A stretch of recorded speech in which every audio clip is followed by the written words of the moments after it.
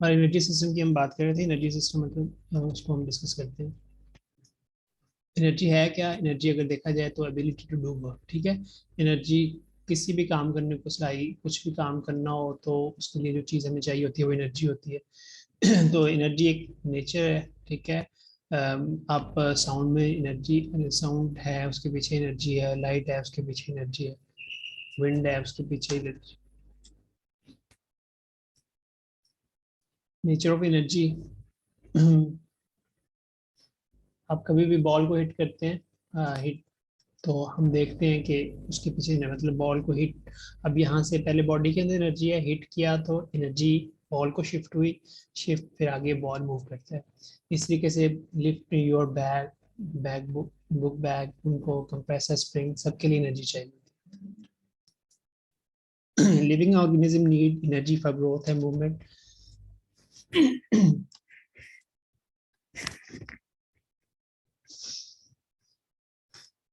And energy in is involve, मतलब हर चीज में एनर्जी चाहिए।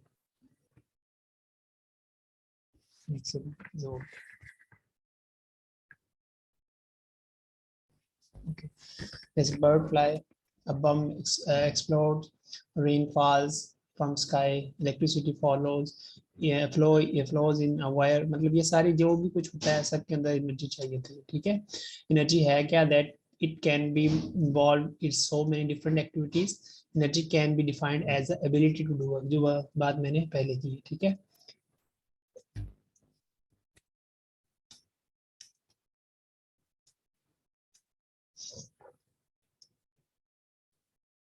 Because of the direct connection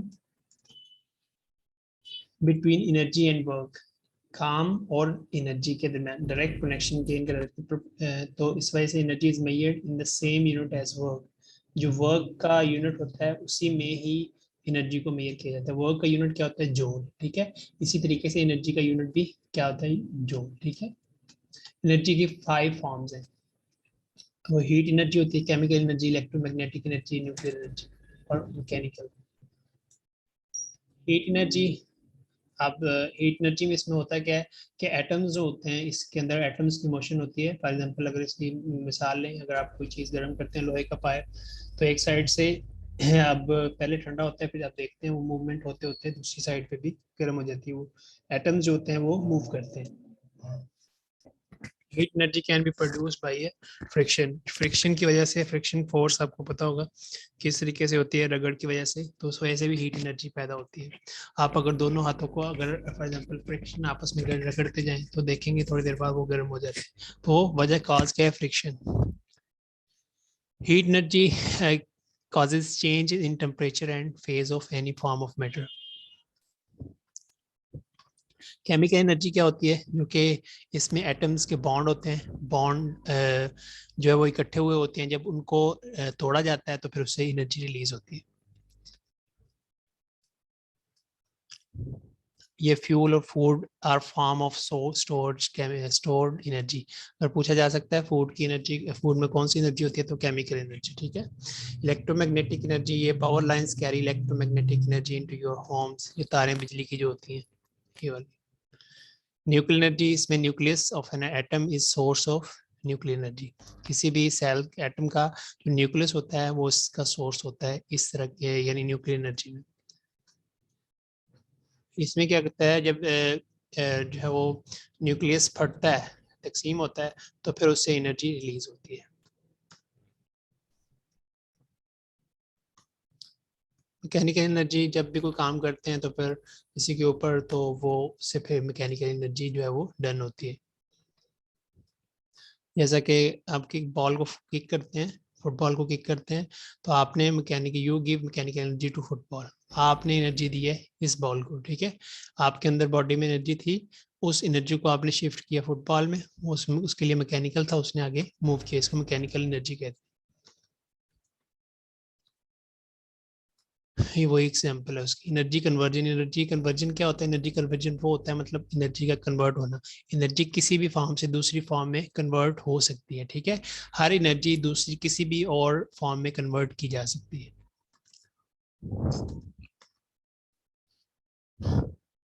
ये वही बात, जैसा कि इसकी एग्जांपल है sun energy through solar cells. Solar cell के थ्रू उसकी एनर्जी जो है कन्वर्ट किसकी डायरेक्ट जो है वो इलेक्ट्रिसिटी में कन्वर्ट की जाती है। अगर प्लांट्स को देखें तो प्लांट्स जो है वो उससे एनर्जी लेके उसको फिर सूरज से एनर्जी लेके उसको इलेक्ट्रोमैग्नेटिक जो होती है तो एनर्जी तो उसको लेके स्टार्चेज और शुगर्स वगैरह में कन्वर्ट करता है, केमिकल एनर्जी में कन्वर्ट करता है। इलेक्ट्रिक इस तरीके से ये एग्जांपल्स ही हैं कि इलेक्ट्रिक मोटर जो होती है वो इलेक्ट्रोमैग्नेटिक एनर्जी उसके अंदर होती है, तो लेकिन वो कन्वर्ट किस में करता है, मैकेनिकल एनर्जी में, जिसकी वजह से फिर वो आगे मूव करती है। बैटरी में केमिकल एनर्जी होती है, केमिकल्स होते हैं, उसके थ्रू वो फिर आगे एनर्जी में कन्वर्ट किस में हो रहा है, इलेक्ट्रोमैग्नेटिक में हो रहा है। और मैकेनिकल एनर्जी में waterfall converted to electrical energy in generator. मतलब ये सारी कन्वर्जेंस ही हुई है, ठीक है। और केमिकल में इस तरीके से ये ये देखिए एग्जांपल दिया ऑटोमोबाइल की। ऑटोमोबाइल का इंजन है, fuel is burn to convert chemical energy. Fuel सबसे पहले बर्न होता है किसमें, केमिकल एनर्जी में, ठीक है, कन्वर्ट होता है। जो केमिकल एनर्जी उसके अंदर स्टोर होती है, फिर उसके बाद वो हीट एनर्जी में कन्वर्ट होता है, और हीट एनर्जी से फिर आगे मैकेनिकल में, और नतीजतन गाड़ी आगे मूव करती है।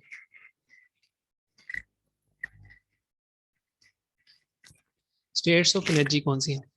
स्टेट्स ऑफ एनर्जी जो है वो दो हैं बेसिकली, एक पोटेंशियल एनर्जी होती है, एक काइनेटिक एनर्जी होती है।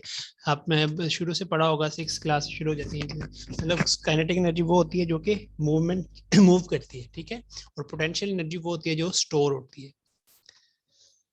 Kinetic energy is energy of motion, ठीक है, हरकत की ये एनर्जी है, मतलब मूवमेंट की है, और potential energy is stored energy. Kinetic का जो है वो काइनेटिक एनर्जी होती क्या है, एनर्जी ऑफ मोशन, यानी हरकत करने वाली जो एनर्जी है, मूवमेंट जिसकी वजह से होती है, मूवमेंट के दौरान जो होती है वो काइनेटिक एनर्जी होती है। जितनी भी ज्यादा उसकी जो है वो फास्ट मूवमेंट होगी किसी भी ऑब्जेक्ट की, तो उतनी ही ज्यादा उसकी काइनेटिक एनर्जी ज्यादा होगी। अगर वेलोसिटी, मतलब इट्स मीन दैट कि उसकी वेलोसिटी से उसका ताल्लुक है, वेलोसिटी ज्यादा है मास और वेलोसिटी से, अगर वेलोसिटी ज्यादा है तो फिर एनर्जी भी उसकी उसकी एनर्जी भी ज्यादा होगी उसके अंदर। उसका फार्मूला क्या है, मास मतलब मास जरा वेलोसिटी और ओवर टू, वेलोसिटी का स्केयर है, M V square over two, ये फार्मूला पूछा जा सकता है काइनेटिक एनर्जी का। Kinetic energy is equal to M V square over two. Potential energy store energy होती है, जो कि जैसा कि stored chemical in fuel, the nucleus of atoms and in foods, ठीक है, जैसे कि किसी भी एटम के न्यूक्लियस में या फूड्स के अंदर स्टोर होती है। और इसकी एग्जांपल स्ट्रेचिंग का रबर बैंड, रबर बैंड को स्ट्रेच किया हुआ है, ठीक है, winding a watch, pulling back on a balls आरो, लिफ्टिंग अ ब्रिक, मतलब ये सारी इसकी एग्जांपल्स हैं। पोटेंशियल एनर्जी का फार्मूला ये होता है एम जी एच, एम मास, जी ग्रेविटेशनल, और उसके अलावा जी ग्रेविटेशन को शो करती है, और एच जो है हाइट को। ये है पोटेंशियल एनर्जी की एक example. That is dependent on height is called gravitational potential energy, मतलब ये हाइट पर भी डिपेंड करता है, इसके ऊपर हाइट भी इसमें मैटर करती है। ये उन्होंने वाटरफॉल की एक मिसाल दी थी, उसके स्टोर, उसमें जो स्टोर एनर्जी है।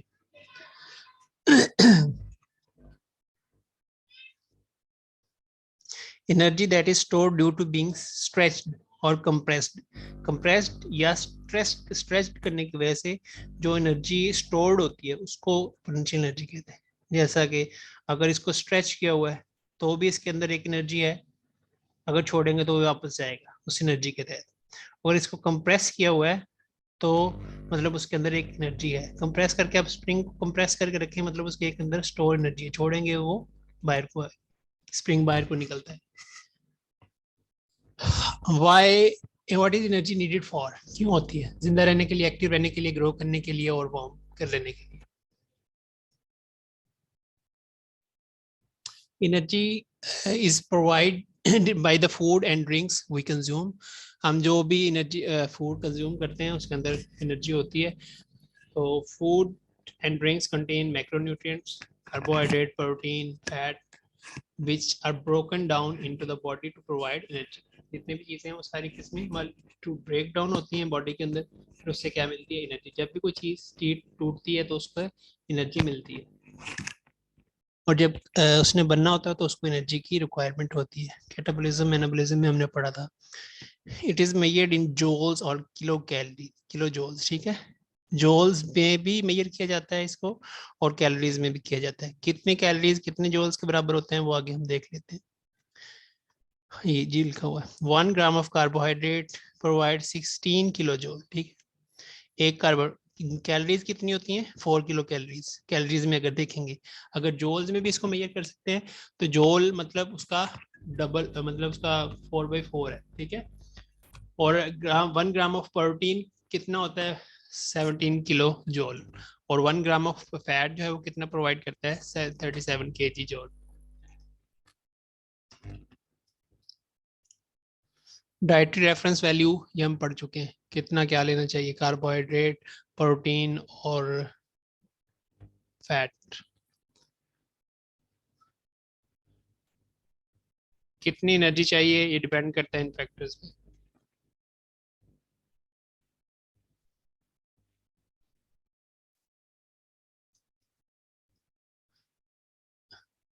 हर चीज का हमें बॉडी में जो दुनिया दिन में जो कुछ भी करना है, हर चीज के लिए एनर्जी चाहिए। तो एनर्जी के बगैर कुछ भी नहीं होता। अगर एनर्जी नहीं होगी तो फिर मतलब इन्फेंट्स, जो छोटे बच्चे, शेर बच्चे होते हैं, young children and teenager have high energy needs for their size because they are active and growing. इन लोगों को ज्यादा एनर्जी चाहिए होती है क्योंकि ये बहुत मतलब है ना, एक ग्रोइंग एज में होते हैं और फिर एक्टिव भी बहुत ज्यादा होते हैं। Thus, there are certain times during adulthood when energy needs are increased. Sometime adulthood में भी एनर्जी ज़्यादा चाहिए होती है, जैसे प्रेगनेंसी और ब्रेस्ट फीडिंग वगैरह में। और as people get older, they do not need as much energy. जितने वो बूढ़े होते जाते हैं तो एनर्जी की ज़रूरत उन्हें कम पड़ती रहती है। अगर एक 30 मिनट की एक्सरसाइज, अगर कोई 30 मिनट के लिए टेनिस डबल प्ले करता है, डबल गेम करता है, तो तकरीबन 627 कैलोरीज उसकी बर्न होती है, उसको चाहिए होती है। 627 किलो जोल उसको चाहिए होते हैं, एनर्जी चाहिए होती है बॉडी के अंदर। वो 30 मिनट को तेज चलता है तो भी उसको इतनी ही कैलोरीज चाहिए, 627। और इसके साथ साथ अगर लेकिन वो 30 मिनट स्विमिंग करता है, स्लो क्रॉलिंग करता है, तो 1004 किलो जोल उसको एनर्जी चाहिए। और अगर वो 30 मिनट्स के लिए रनिंग करता है, यानी 8.5 मिनट में 1 माइल करता है, इस स्पीड से रनिंग करता है, तो 1690 1690.3 किलो जोल उसको एनर्जी चाहिए। ओके जी। स्टेबल वेट, अगर आपका फूड इनटेक बराबर है और आपका जो एनर्जी आउट है, मतलब जो इतना आपकी बॉडी के अंदर एनर्जी आ रही है और जो जा रही है, अगर बराबर है तो इसका मतलब आपका वेट स्टेबल रहेगा। और जब हम बॉडी के अंदर मतलब जितनी एनर्जी बॉडी को चाहिए उससे थोड़ा ज्यादा ले रहे हैं, तो फिर हमारा वेट बढ़ेगा, तो इसको पॉजिटिव एनर्जी कहते हैं, ठीक है। पॉजिटिव एनर्जी बैलेंस, अगर बॉडी के अंदर इनटेक ज्यादा है ये वाला, और आउटपुट थोड़ी कम है उससे थोड़ी सी, तो फिर इसको पॉजिटिव कहेंगे। ये पॉजिटिव एनर्जी बैलेंस, ठीक, इसमें वेट गेन होगा। इसके अलावा नेगेटिव एनर्जी बैलेंस, इसमें क्या होगा, इसके उलट होगा, मतलब हम कम रहे हैं डाइट, लेकिन एनर्जी आउटपुट जो है हमारी, जो एक्टिविटीज हैं वो ज्यादा है, तो फिर इससे नतीजे में होगा क्या, वेट हमारा लॉस होगा। इसके बाद है एनर्जी सिस्टम्स। 3 तरह के जी सिस्टम्स हैं जो कि बॉडी के अंदर यूज हो रहे होते हैं, एनर्जी सिस्टम, इनके थ्रू बॉडी में एनर्जी पैदा होती है। इसको थोड़ा सा गौर से समझ लीजिएगा, इंशाल्लाह समझ आ जाएगा। सबसे पहले है एटीपी पीसी सिस्टम। ये बोलते हैं एटीपी एडिनोसिन ट्राइफास्फेट, ठीक है, ये पहला सिस्टम है, एटीपी एडिनोसिन ट्राइफास्फेट। और इसको बोलते हैं एटीपी पीसी सिस्टम, ठीक है।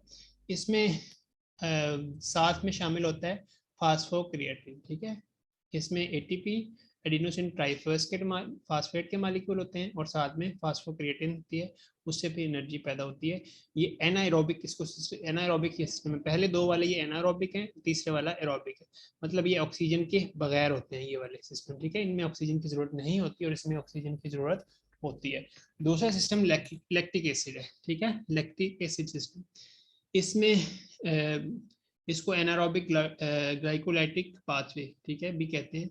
ऑक्सीजन सिस्टम, इसको एरोबिक मेटाबॉलिक पाथवेज भी कहते हैं। इनके नाम आपने इस तरीके से याद रखने हैं कि आपको आइडिया हो कि कौन कौन सा जो है वो सिस्टम।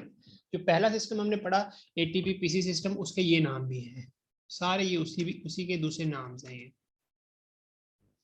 इसको पता होना चाहिए। ये उसी सिस्टम के बारे में बात है। पीसीआर एनर्जी सिस्टम भी कहते हैं, एटीपी सीपी सिस्टम भी कहते हैं, एटीपी पीसीआर एनर्जी सिस्टम भी कहते हैं, स्टार्टअप एनर्जी सिस्टम भी कहते हैं, क्रिएटिन फास्फेट एनर्जी सिस्टम भी कहते हैं, ऑक्सीडेटिव इंडिपेंडेंट एनर्जी सिस्टम भी कहते हैं, electric energy anaerobic energy system भी कहते हैं, शॉर्ट टर्म एनर्जी सिस्टम भी कहते हैं। मतलब सारे सिस्टम, ये वाला जो पहला हमने पढ़ा, मतलब जिसके सिर्फ एडिनोसिन ट्राइफास्फेट और साथ में फास्फोक्रिएटिन के मॉलिक्यूल मतलब यूज होते हैं, तो फिर वो उस सिस्टम के ये सारे नाम हैं। वो किस लिए यूज होते हैं हम आगे हम उसको देख लेते हैं।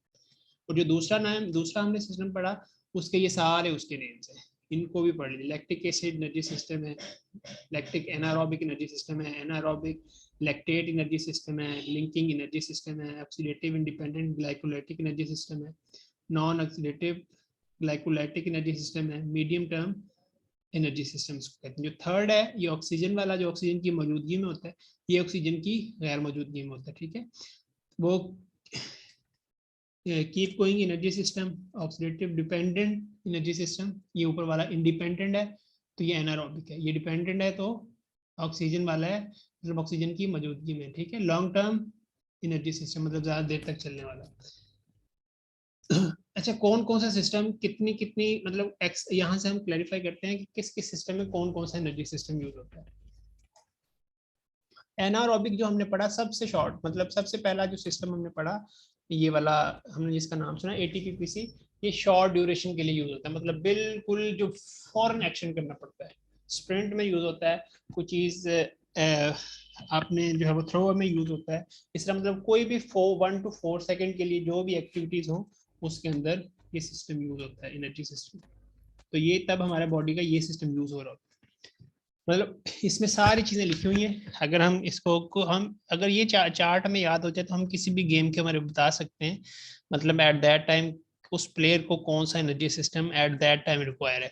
अगर 1 से 4 सेकंड का कोई ड्यूरेशन है, 1 से 4 सेकंड की कोई एक्टिविटी है, मतलब सडन और सडन है, अचानक है, फौरी से है, तो फिर उसके अंदर जो पहला सिस्टम यूज होगा, ठीक है, एटीपी सिस्टम। एटीपी हमारी जो मसल्स के अंदर स्टोर है वो ऑटोमेटिकली वर्क करेगी, ठीक है, एनर्जी प्रोवाइड करेगी। एडिनोसिन ट्राइफास्फेट, एडिनोसिन का एक मॉलिक्यूल हो उसमें होगा और फास्फेट जो है वो इसके 3 ट्राई मतलब 3, फास्फेट के 3 मॉलिक्यूल होंगे, वो आपस में मिल के मसल्स के अंदर स्टोर होते हैं, तो फौरन से रिएक्ट करेंगे 1 to 4 सेकेंड, और 4 to 10 सेकेंड तक फिर एनारोबिक होगा, ठीक है। उसमें adenosine triphosphate plus creatine phosphate, मतलब ये एटीपी बच जाएगा, उसके साथ में सीपी मतलब क्रिएटिन फास्फेट जो के बॉडी के अंदर मौजूद होता है वो उसके साथ मिलेगा और फिर जो है वो एक्ट करेगा 4 to 10 सेकेंड, ठीक है। ये भी एनारोबिक है। फिर उसके बाद 10 to 45 सेकेंड, ये भी एनारोबिक है। एनारोबिक मतलब ऑक्सीजन की मौजूदगी के बगैर। अब इसमें क्या होगा, इसमें साथ में दूसरा सिस्टम यूज होगा। इसमें पहले वाला सिस्टम था, इसमें दूसरा सिस्टम है जो अभी हम पढ़ रहे थे। मतलब इसमें एटीपी सीपी होगा प्लस मसल्स ग्लाइकोजन।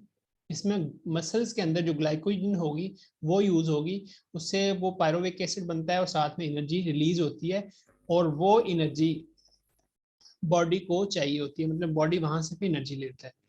इसके बाद 45 to 120 सेकंड तक अगर कोई मतलब ड्यूरेशन है तो फिर एनारोबिक प्लस लैक्टिक होगा, दूसरा सिस्टम, ठीक है। उसमें मसल ग्लाइकोजन यूज होगा, ठीक है। वो आगे हम पढ़ रहे हैं, अभी पढ़ेंगे थोड़ा सा कि वो किस तरीके से होता है ये सारा इनका। 120 to 246 सेकंड्स तक की एक्टिविटी है तो उसमें फिर एरोबिक और एनारोबिक दोनों यूज होंगे, ठीक है। ऑक्सीजन की मतलब लॉन्ग टर्म के लिए हो गया तो फिर उसमें एरोबिक्स भी यूज होंगे और एनारोबिक भी। एरोबिक कौन से हैं? जो ऑक्सीजन की मौजूदगी में एनर्जी सिस्टम वर्क करता है। एनारोबिक कौन सा है? जो कि ऑक्सीजन की मौजूदगी के बगैर करता है। Muscle glycogen plus lactic acid, यहां से एनर्जी मिलती है, ठीक है। मसल्स ग्लाइकोजन से मिल, जो ग्लाइकोजन मसल में स्टोर होती है वहां से, और फिर लैक्टिक एसिड से। अगर 240 टू 600 सेकंड तक है तो फिर उसमें सिर्फ एरोबिक्स होगा, ठीक है। उसमें फिर मसल जो है वो ग्लाइकोजन से एनर्जी लेगा और फैटी एसिड से लेगा।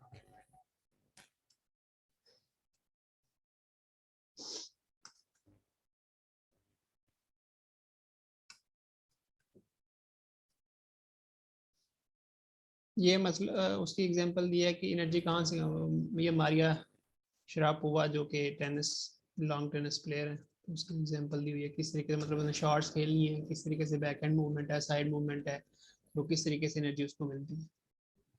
मतलब ये किसी भी उसका नाम लिया हो, किसी भी प्लेयर का आप सोच सकते हैं। कार्बोहाइड्रेट क्या देता है? ग्लाइकोजन, फैट्स और प्रोटीन, ये तीनों जरूर फ्यूल बॉडी के। कार्बोहाइड्रेट ये उसके सोर्सेज हैं जो हम पढ़ चुके हैं। स्टोर कहाँ पे होता है? Muscle, like liver. और ये प्रेफर्ड फ्यूल है बॉडी का, सबसे पहले इसको यूज किया जाता है, बॉडी इसी को यूज करती है। When carbohydrates are digested, they are broken down to glucose for blood transportation, ठीक है। जब डाइजेस्ट हो जाती है तो क्या, किस ग्लूकोज में, ये तो पढ़ने लिए पढ़ लिए हैं उसको, बस जस्ट गो थ्रू करें। चलो जी, चलो आगे। एटीपी के हवाले से बताने लगा था। Glycogen can provide energy for ATP. Glycogen जो है वो एटीपी के लिए एनर्जी को प्रोवाइड करती है।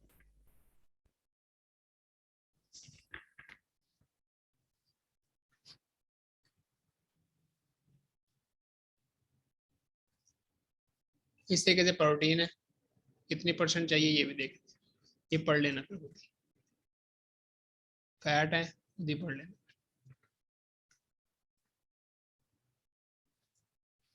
ओके जी, पहला सिस्टम है एटीपी पीसी सिस्टम, ठीक है।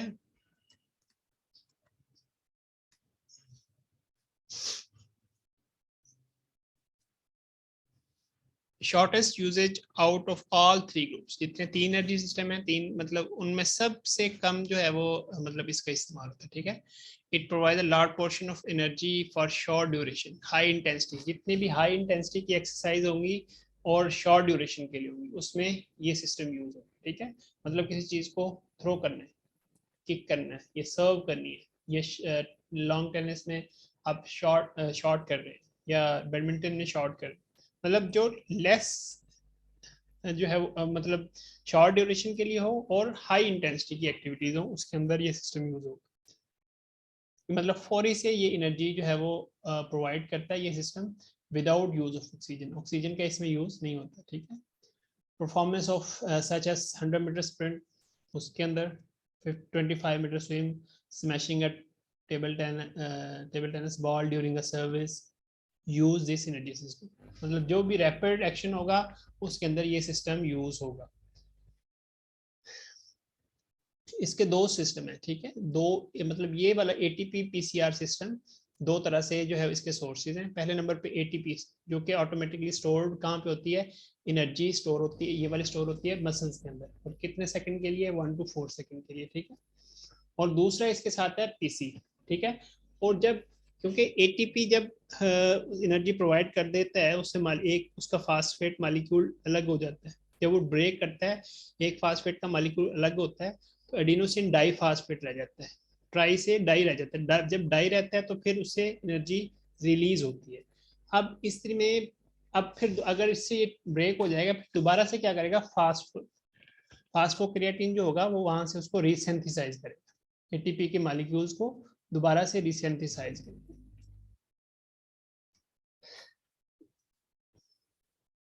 इसको कहा जाता है, एटीपी को known as the body's energy currency, body की करेंसी कहा जाता है इसको।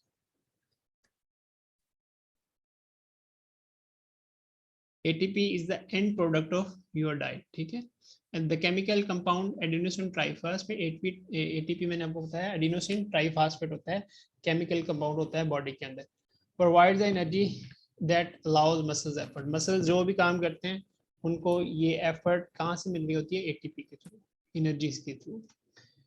ओके, किसी भी हमारी डाइट का जो एंड प्रोडक्ट है वो एटीपी है, ठीक है। एटीपी है क्या? एडिनोसिन ट्राइफॉस्फेट, जो कि एनर्जी प्रोवाइड कर रहा है मसल्स को अलाउ कर रहा है कि आप कुछ कर सकते हैं। All the foods, processed drinks and water you consume contain nutrients that your body requirement for healthy growth, मतलब जो भी चाहिए। एडिनोसिन ट्राइफॉस्फेट किस तरीके से, ये देखिए एक एडिनोसिन का मॉलिक्यूल होता है, 3 फास्फेट के। अब इनको बोलते हैं एडिनोसिन ट्राइफॉस्फेट। जब ये आपस में इससे एनर्जी रिलीज होगी तो ये दो अलग हो जाएंगे, ठीक है। ये तीसरा इससे अलग हो जाएगा, फास्फेट जो है अलग हो जाएगा, ठीक है। तो बाकी इनके ब्रेक होने की सूरत में मैंने हम बताया कि जब भी मॉलिक्यूल्स ब्रेक होते हैं तो फिर उससे एनर्जी रिलीज होती है, तो फिर उस सूरत में एनर्जी जो है वो रिलीज होती है। This is energy for muscles contraction, muscles की कॉन्ट्रैक्शन के लिए यूज होती है। और energy for movement of muscles fibre is stored in the muscles as molecule of ATP. ये देखिए, energy release allows for a muscle contraction, ये यहाँ से एनर्जी रिलीज हो रही है, ठीक है। ये टूट रहा है, इससे अलग हो रहा है, तो यहाँ से एनर्जी रिलीज हो रही है जो कि मसल कॉन्ट्रैक्शन के लिए काम आ जाती है। तो ये एडिनोसिन ट्राइफॉस्फेट से एडिनोसिन डाइफॉस्फेट बनेंगे, ठीक है। तो फिर उसको दोबारा से रीसिंथेसाइज के लिए क्रिएटिन फास्फेट होगा, तो जो कि फास्फेट अलग मॉलिक्यूल होगा तो उसको फिर दोबारा से उसके साथ मिलाएगा। There is enough stored ATP for about 1 to 2 contraction, ठीक है। 1 से 2 contraction मसल्स contraction के लिए enough होती है। We must resynthesize ADP back into ATP, हमें ADP को दोबारा से रिसेंथिसाइज करना पड़ता है ATP के लिए, क्योंकि उसके लिए हमें फिर, क्योंकि दोबारा से हमें जब वो सडन एनर्जी चाहिए, सडन कुछ करना है कोई, तो उसके लिए ATP चाहिए, तो वो मसल्स में दोबारा से स्टोर हो सकती है। Fuel and energy for this comes from carbohydrate, मतलब इसके लिए तो फिर जो एनर्जी चाहिए थी वो कहाँ से मिल रही होती है? कार्बोहाइड्रेट से, फैट से, प्रोटीन से और क्रिएटिन फास्फेट से, यहाँ से दोबारा फिर मिलती है। और यहाँ क्रिएटिन फास्फेट से मॉलिक्यूल दोबारा डाई फास्फेट के साथ मिलता है, जो 2 फास्फेट के मॉलिक्यूल होते हैं उनके साथ मिलता है, तो फिर 3 बनाते हैं और फिर इस तरीके से दोबारा रिएक्ट करता होता है। लेकिन इसको थोड़ा टाइम चाहिए होता है करने के लिए दोबारा से। ये देखिए, ठीक है, ये उसका स्ट्रक्चर है। दोबारा से 2 अलग हुए, ये क्या बन गया? Adenosine diphosphate. ट्राई था पहले, उससे ब्रेक हुआ, एनर्जी रिलीज हुई, डाइफॉस्फेट बन गया। अब यहाँ से दोबारा से रीसेंथेसाइज होगा, ठीक है। और इसके साथ जो है फास्फेट का, क्रिएटिन फास्फेट से या कार्बोहाइड्रेट से, फैट से, प्रोटीन से दोबारा आके मॉलिक्यूल मिलेगा और दोबारा एटीपी मसल्स में स्टोर होगी, ठीक। Type of energy used and the interplay between them depends on the frequency, मतलब ये तीनों सिस्टम एक ही टाइम में, या ये एक बात को माइंड में हमेशा रखिएगा कि तीनों system at the same time use हो रहे थे, लेकिन डिपेंड करता है मतलब कौन सा सिस्टम कब यूज हो रहा है। तो depends on the frequency, duration, intensity of the activity and fitness level होता है इंडिविजुअल, हर बंदे पे डिपेंड करता है कि किस सिस्टम ने वो मतलब जो कर रहा है वो काम कर रहा है, या उसकी फ्रीक्वेंसी क्या है, उसका ड्यूरेशन क्या है, उसकी इंटेंसिटी कितनी है, और वो इंडिविजुअल की फिटनेस कितनी है। 1 ग्राम ऑफ कार्बोहाइड्रेट, एक कार्बोहाइड्रेट के ग्राम में 38 एटीपी होती है, ठीक है, एडिनोसिन ट्राइफॉस्फेट। और 1 ग्राम प्रोटीन में 38 एटीपी होती हैं, और इस तरीके से 1 ग्राम फैट में 131 एटीपी होती है।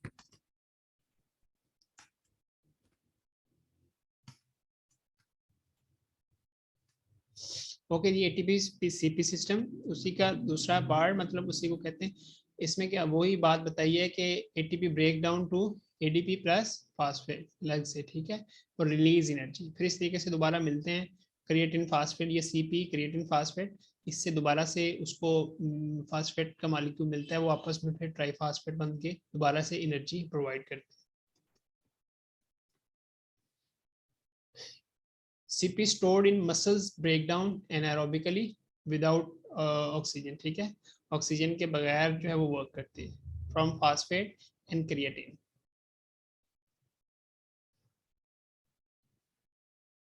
This release energy from the resynthesis of ATP, वो चीज जो आपको बता चुका हूं।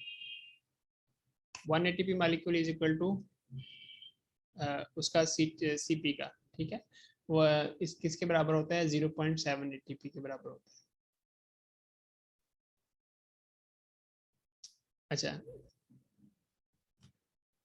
रीसिंथेसिस ऑफ सीपी यानी क्रिएटिन फास्फेट, इसका जो है वो दोबारा से बनना, तो उसको रिकवरी फेज कहते हैं। मतलब रिकवरी फेज के अंदर होता है, क्योंकि फौरन से अगर एक इसका मकसद ही ये होता है, मतलब ये शॉर्ट ड्यूरेशन के लिए, इंटेंस एक्टिविटी के लिए होता है, तो फिर वो उसको जब एक बार कंट्रैक्शन हो जाती है, मसल्स कंट्रैक्शन हो जाती है, वहां से ये दोबारा से मतलब खत्म हो जाती है एटीपी, फिर दोबारा से प्रोड्यूस होती है क्रिएटिन फास्फेट के नतीजे में।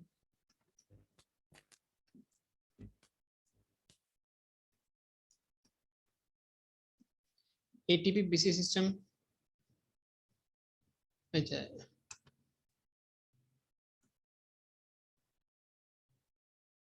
Okay, CP instantly available but runs out quickly, मतलब थोड़े टाइम के लिए होता है, जो क्रिएटिन फास्फेट होता है जल्दी से इसको खत्म हो जाता है। Only have 10 second of CP in muscles, muscle 10 second के लिए, ठीक है। Effectively last longer than 10 second, ATP must be remade by some other means.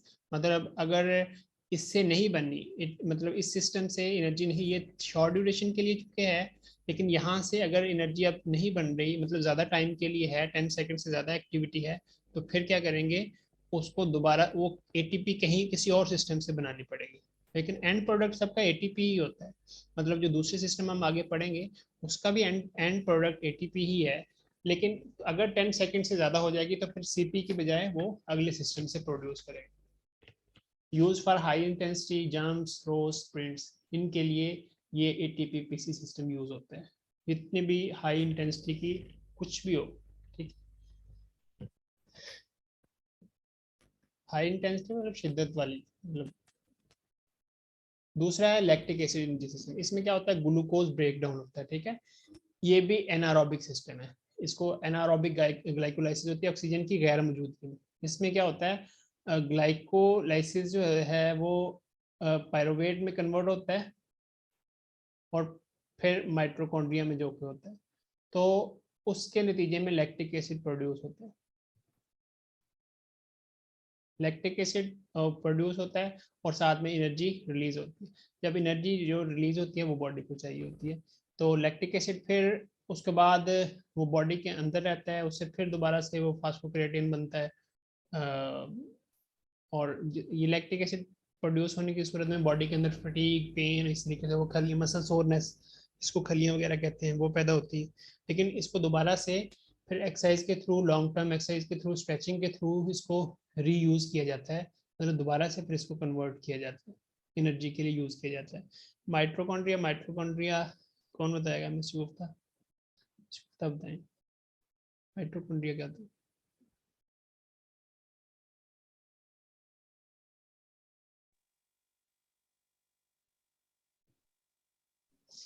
Ji sir, mitochondria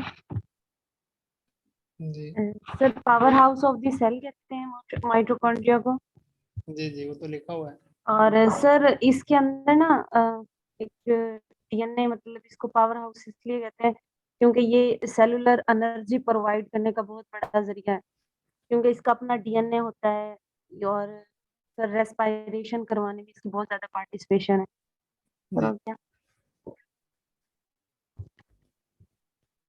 तो बिल्कुल इसके डिफरेंट फंक्शंस होते हैं, और इसके जैसे कि सिग्नलिंग है, सेलुलर डिफरेंशिएशन है, सेल डेप्थ है, और इसके अलावा maintaining of control of cell cycle और सेल ग्रोथ, मतलब सब के अंदर इसका हाथ होता है। इसके बाद लैक्टिक एसिड एनर्जी सिस्टम, यही वाला जो हम पढ़ रहे हैं, इसमें नो ऑक्सीजन, मतलब ऑक्सीजन की बिल्कुल भी ऑक्सीजन यूज नहीं होती। Also known as anaerobic glycolysis, और uses carbohydrate in form of glucose and glycogen. Carbohydrate को यूज करता है किस फॉर्म में, ग्लूकोज और ग्लाइकोजन की, ठीक है। Glucose is found in the blood stream, glucose blood stream के अंदर पाया जाता है, you know. Glucose broken down to pyruvate release ATP during process, ठीक है। ग्लूकोज क्या करता है, तो पायरुवेट में होता है और कन्वर्ट होता है, ब्रेक डाउन होता है, और रिलीज क्या करता है, एटीपी, ठीक है। मैंने आपको पहले बताया, आप जो पहला सिस्टम पढ़ा उसके सूरत में भी एटीपी पैदा होगी, दूसरा पैदा होगा पढ़ा जो सिस्टम अभी हम पढ़ रहे हैं, इसमें क्या होता है, ग्लूकोज ब्रोक डाउन होते हैं, ब्रेकन डाउन होते हैं, तो उसमें सूरत में भी एटीपी ही प्रोड्यूस होगी, ठीक है। Pyruvate starts accumulating anaerobic glycolysis producing at faster rate than aerobic metabolism produce lactic acid. जब ये पायरुवेट स्टार्ट करता है उसके अंदर कन्वर्ट होता है कि इसके अंदर पायरुवेट में ग्लूकोज जो है वो कन्वर्ट होता है पायरुवेट के अंदर, तो फिर एनर्जी प्रोड्यूस होना स्टार्ट हो जाती है, एनर्जी बनना स्टार्ट हो जाती है। लैक्टिक एसिड इसके नतीजे में साइड पे पैदा होता है, ठीक है। Lactic acid builds up in working muscles and inhibits muscle contraction. जो मसल्स की कॉन्ट्रैक्शन हो रही है, जो वर्क हो रहा था, उसके नतीजे में लैक्टिक एसिड बॉडी के अंदर पैदा होता है। Lactic acid can be reused to make energy by send through the aerobic system to make ATP, ठीक है। लैक्टिक एसिड दोबारा से फिर उसको रीयूज किया जा सकता है एनर्जी बनाने के लिए। एरोबिक सिस्टम जब उसके साथ ऑक्सीजन मिलेगी तो ऑक्सीजन के एरोबिक सिस्टम में आएगा लैक्टिक एसिड, तो फिर उसके थ्रू दोबारा से एनर्जी यूज बनाई जा सकती है, बल्कि बनती है ऑटोमेटिकली। मैंने आपको बताया कि लैक्टिक एसिड ये की सूरत में ना मसल सोरनेस आप लोगों ने अक्सर सुना होगा, तो जब ये हो जाती है तो फिर उसको दोबारा से जब जो थर्ड हम सिस्टम पढ़ेंगे ऑक्सीजन की मौजूदगी में जब एनर्जी बनती है तो फिर उसमें वो यूज हो जाता है दोबारा से। long you train your mitochondria therefore less accumulation of pyruvate। जितने जो है वो जितनी ज़्यादा ट्रेनिंग करोगे तो उसमें आपका क्या होगा कि माइटोकॉन्ड्रिया ज़्यादा होगा और जो है वो पायरुवेट जो है वो कम से कम बनेगा। Lactic acid acid base balance, acid base body के अंदर इसकी पीएच होती है किसकी, पावर ऑफ हाइड्रोजन को बोलते हैं पीएच। अगर 7 से कम है तो वो एसिड होता है, 7 से ऊपर है तो वो बेस होता है, अल्कलाइन होता है।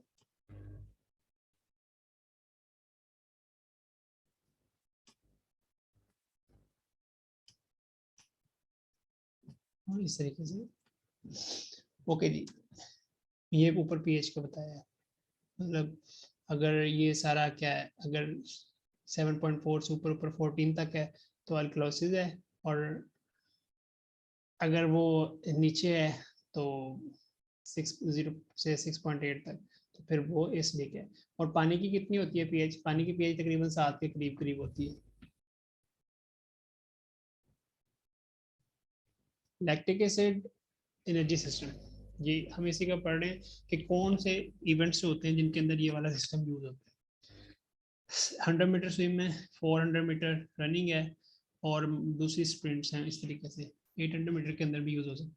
स्पोर्ट्स लाइक हॉकी, हॉकी के अंदर जब प्लेयर भागता है उसमें सॉकर यानी फुटबॉल यूटिलाइज दिस सिस्टम, इस सिस्टम को यूज करते हैं। Duration of lactic acid system varies depending on intensity of activity but can last for around 3 minutes, ठीक है। 3 मिनट्स की जो एक्टिविटी होगी डिपेंड करता है इंटेंसिटी पर कि उसकी शिद्दत कितनी है, लेकिन बहरहाल 3 मिनट्स की जो एक्टिविटीज होंगी उसके अंदर ये वाला सिस्टम यूज होता है। Work slower then ATP system but faster than the aerobic system. सबसे फास्टर वर्क कौन सा करता है, एटीपी सीपी, ठीक है। एडिनोसिन ट्राइफॉस्फेट और क्रेटिन फास्फेट, ये वाला सिस्टम सबसे बेस्ट काम करता है, सबसे फास्ट काम करता है। उसके बाद जो दूसरे नंबर पे होता है वो लैक्टिक एसिड एनर्जी सिस्टम है, और जो सबसे स्लो काम करता है वो है एरोबिक सिस्टम, जो हम बाद में पढ़ने वाले। ओके जी, लैक्टिक एसिड के सिस्टम के फायदे क्या हैं।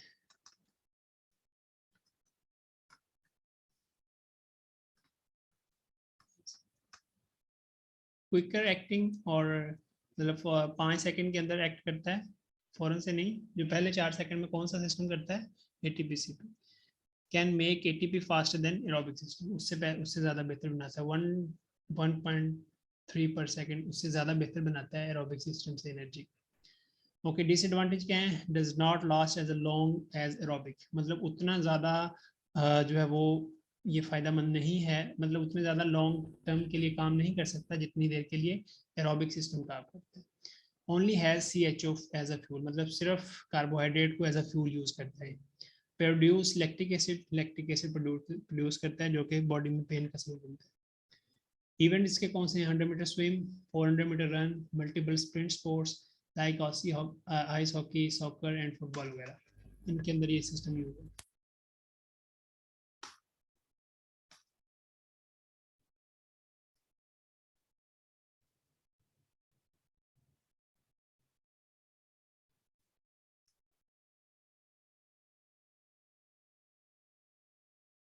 क्या कर